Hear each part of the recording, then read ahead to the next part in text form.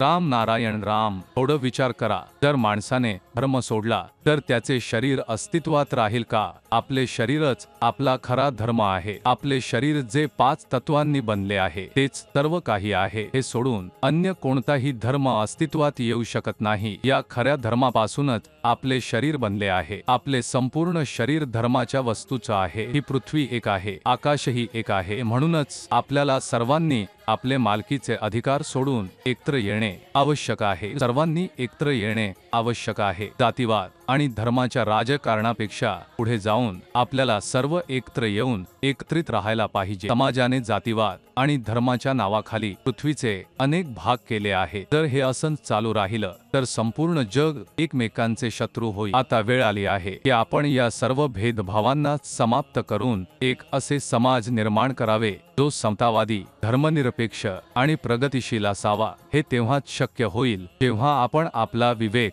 आपल्या मनाची ऐकणं आणि प्रकृतीशी एकरूप होणं सुरू करू आणि राम नारायण रामचा जप नियमितपणे करू. प्रकृतीच सगळ्यात मोठा धर्म आहे आणि प्रत्येक व्यक्तीस हे समजून घेणे आवश्यक आहे. या पृथ्वीवर सर्व माणसांनी जन्म घेतला आहे, पण माणसांनी अनगिनत धर्म निर्माण करून सर्वांना एकमेकांपासून वेगळं केलं आहे. जिथे प्रत्येक माणूस धर्माच्या बंधनात अडकून फक्त आपला स्वार्थ पाहतो. पण आपले महागुरु बालक ब्रह्मचारीजी म्हणतात की सर्वात मोठा धर्म आकाश आहे, ज्याच्यातून या संसारात सर्व काही उत्पन्न झालं आहे. आणि सर्वात मोठा धर्मग्रंथ आहे राम नारायण राम. या ग्रंथाचे प्रत्येक पान ब्रह्मांडात पसरलेल्या सर्व तारे आणि ग्रह नक्षत्रांमध्ये सामील आहे. या पृथ्वीवर सुमारे 800 कोटी लोकांचे शरीर या धर्मग्रंथामध्ये समाविष्ट असलेल्या पंचभूतांपासून बनले आहे. या पंचभूतांपासूनच आपल्याला ऊर्जा मिळते, विवेक मिळतो. हेच विवेक आपल्याला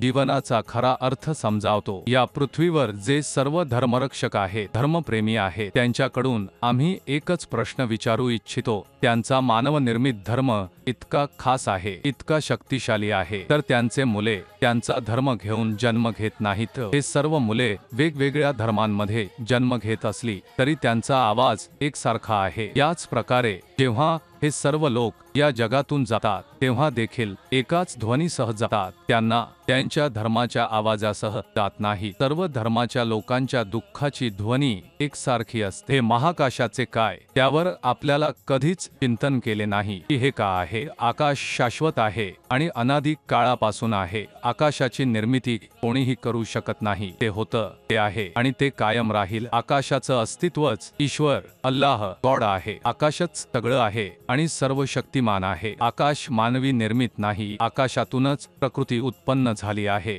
आणि आपले अस्तित्व आहे. त्याच्याच ऊर्जाने आपला मन, मस्तिष्क, विवेक उत्पन्न झाला आहे. हा विवेक आणि चैतन्यच आपल्याला जीवन जगण्याचा योग्य मार्ग दाखवतो. आपला विवेक आपल्याला वेळोवेळी जागरूक करतो. जर आपण काही चुकीचं करत असू, आपलं मन आणि विवेक आपल्याला फक्त योग्य आणि अयोग्य यातील फरक सांगत नाही, तर आपला पूर्ण विकास करण्यासही मदत करतो. माणूस कधीही विचार करत नाही त्याच्याकडे खरं काय आहे, तो काय घेऊन आला आहे. त्याला जे काही मिळालं आहे ते अंतरिक्ष, आकाश आणि प्रकृती यापासूनच मिळालं आहे. त्याचं स्वतःच काय आहे ज्याला तो परत मागतो किंवा इतरांना उपकार सांगतो. प्रकृतीने आपल्याला सर्व काही दिलं आहे, पण प्रकृती आपल्याकडून काही मागते का? सूर्य, चंद्र, आकाश, सर्व ग्रह नक्षत्रांमधून आपल्याला जे काही मिळालं आहे ते आपल्याकडून काही मागते का? प्रकृती फक्त देत राहते, परत काही घेणं तिला माहित नाही. प्रकृतीच पूजनीय आहे. जर तुम्हाला प्रकृतीला गहिरेपणाने समजून घ्यायचं असेल तर लगेच राम नारायण राम मध्ये सामील व्हा. हा एक बीज मंत्र आहे जो स्वीकारल्याने आपली सर्व दुःख, वेदना दूर होतील. उशीर करू नका. आपलं जीवन बदलण्यासाठी एक पाऊल पुढे टाका. राम नारायण राम.